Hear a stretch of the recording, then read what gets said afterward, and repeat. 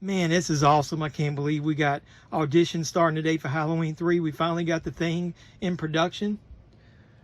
Yeah, man, look, that shirt is awesome. I can't believe you guys went with the idea of the 3 masks and the silver shamrock.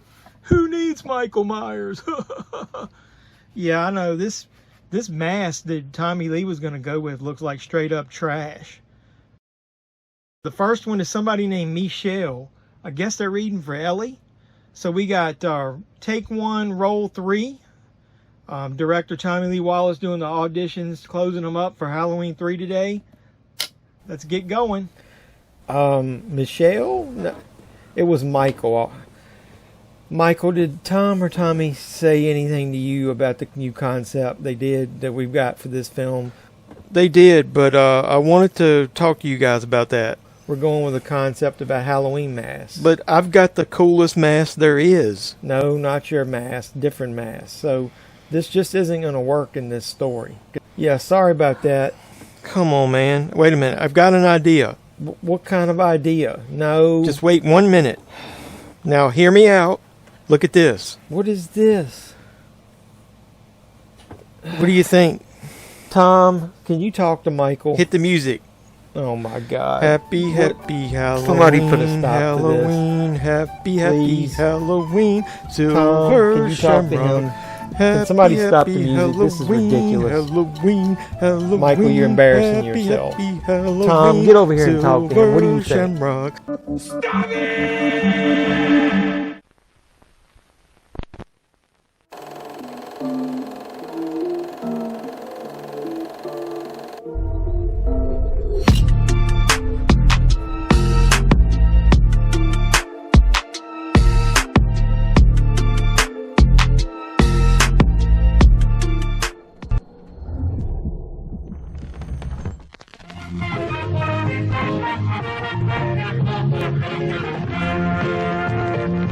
So welcome to HalloSCREAM 2022, where your pop culture reporter, JevMan316, continues the review series of every film in the Halloween franchise leading up to Halloween Ends on October 14th.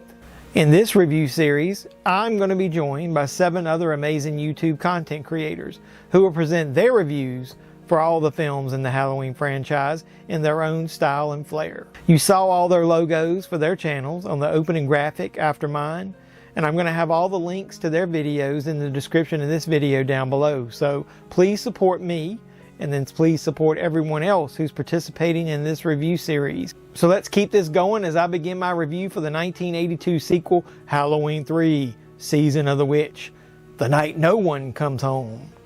Let's go. So Halloween 3 breaks the mold of the Michael Myers formula of the first 2 films and features, let's say, a one-off story about a novelty company named Silver Shamrock, which plans on killing as many people as possible, mainly children, by unleashing an evil supernatural force through their line of Halloween novelty masks. You get the pumpkin, the witch, and the skeleton head, the skull. I was obviously in the group of Halloween fans at the time that thought John Carpenter was a gigantic asshole by quote-unquote killing Michael Myers in part 2 of the franchise and moving to this original story format. If you didn't know, this was supposed to be the first of a new annual horror anthology series of films that released every year at Halloween, produced by John Carpenter. The rabid fan base of Halloween, though, fans, they shit on this film from the very beginning, and then the franchise had to go back to its workhorse, Michael Myers, with the next chapter, which was The Return of Michael Myers. I'm now on the opposite side, though, of those original critics, and I think that this film is awesome. I think it's become a cult classic, and it presents a lot of new, unique horror concepts that I hadn't seen before. I think as more time passes, I think I like this film a little more and more as I watch it. Carpenter once again scores this film, and he creates the perfect music. It reminds me of like an 8-bit video game kind of tone to it. The most epic part of this film, though, is Tom Atkins, who plays Dan Chalice. He's not only obviously the main hero of the film, but he once again is a ladies' man in an 80s horror movie. He's almost like 25 years older than the actress that plays Ellie in this, and he's still a cool cat who gets the girl in the end without really trying. Ellie seems attracted to him from the beginning, almost like the Marlboro Man or something back then. Dan Chalice is such a smooth talker. He's even the smooth talker to Ellie in one of my favorite scenes of the film. What I mean is, if you'd feel more comfortable, I could sleep in the car. Where do you want to sleep, Dr. Chalice? That's a dumb question, Miss Grimbridge. You go, Tom. Are you a smooth-talking ladies' man in an 80s horror film? Then you deserve a cigarette that's just as smooth. Get lucky. Lucky Strike. I also love how the filmmakers this time around, they aren't afraid to break from the usual horror tropes, you know, where like children are safe. In this movie, nobody is safe. They're even trying to kill kids with the masks that they sell. And they even test it on one of the children. And a pretty gross scene, if you ask me. To quote the great Dr. Wolfula, this is savage as fuck. I do think this film would have been more well received if it hadn't been named Halloween 3. How about just Season of the Witch? People thought it was going to continue the Michael Myers story. So how about some Halloween trivia for you Halloween purists? You would be satisfied if you knew how many ties it really had to the original two films. Let's look at this photo that I found online, and I'm going to show you all the different connections it had. So look at these cool connections. John Carpenter and Debra Hill produced this film as well. And Tommy Lee Wallace, who played Michael there in that scene, he helped write and he directed it. But look up in the corner. You see Annie there? Yeah, that's her as Dan Chalice's ex-wife. She, of course, played Sheriff Brackett's daughter, Annie, in the original film.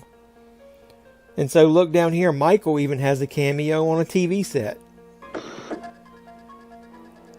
The Immortal Classic, followed by the big giveaway at 9. But he's not the only cameo. Dick Warlock, who played him in 2, he's there as an assassin robot.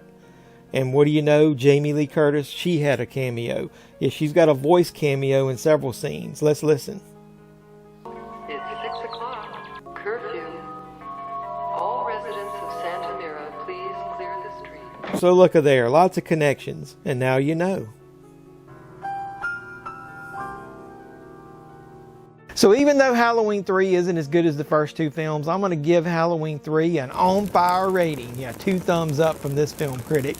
It's very underrated to this day, and I think it's an awesome entry in the Halloween franchise. It's original, it's creative, and I think you need to watch it again if you haven't seen it in a while. So what do you guys think of Halloween 3? Do you like it as much as I do? Has it aged well like a fine wine? Or is it moldy like old cheese to you? Do you not like it? Let me know in the comments down below. Please don't forget to support all the other YouTubers in this HalloSCREAM review series. Like I said, their links are below. So like I said, before you leave, drop a like, comment, subscribe, share, do all the normal YouTube stuff. And keep supporting me, and I'll keep making great content. So until the next review or toy hunt or movie hunt or anything else pop culture related, this is JeffMan316, your pop culture reporter, signing out saying, you guys be safe out there.